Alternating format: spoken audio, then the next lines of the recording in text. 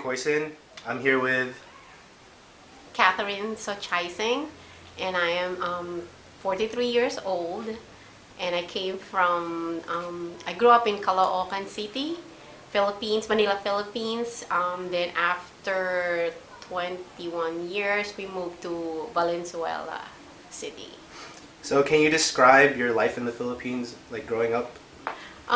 It's a very I mean, it's Philippines is really way different in here. So more children should supposed to be very respectful to elderlies, and we're not allowed to go to some let's say want to go to someone's house and ask someone there like, could I see Adrian? No, we're not really allowed to do those things, especially when you are young.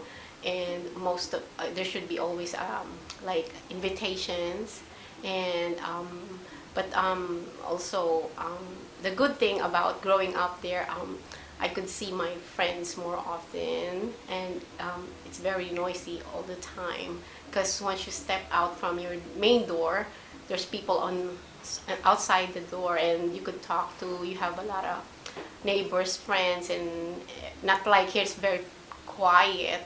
And once you step out the house, no one's out there. Most of the time, it's kind of, I feel like scared because, especially at night, because it's too quiet and you don't know who's outside there. But what else I could say? I will say more things to do because yes, what I said. Once you step outside the house, everyone is there. So yeah. So while you were growing up, did your family ever tell you about the United States, like what it's like over here? Oh yeah, they said that America is like most of the as when I was growing up, I was thinking that the people who lives are like multi-millionaires. That's what I thought.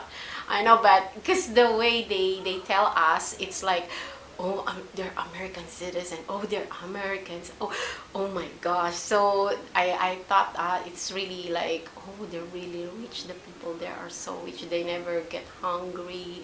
Everything they need is out there, and not like in the Philippines. You have to work hard. As I grew up, my mom and dad were both full time.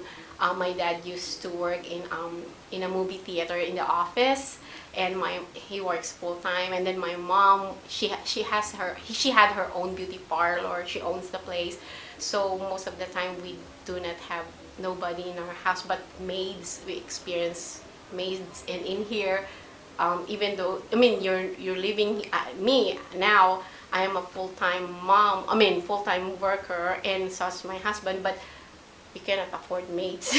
So anyways, so back to that.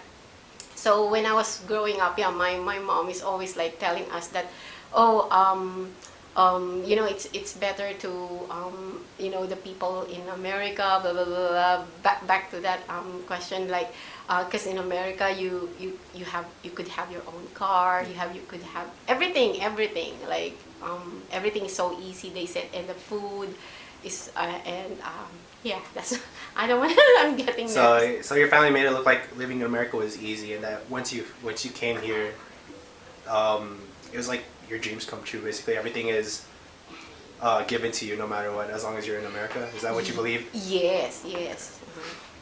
So prior to this interview, you told me that you were in the Philippines during the Marcos regime.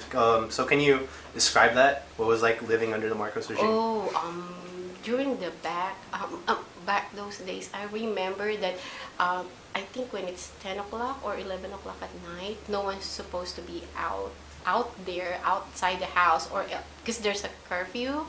And then let's say the cops caught you outside, they will bring you to the police station, and then I think you will stay there overnight. That's what I heard, because back then I was still very young back then.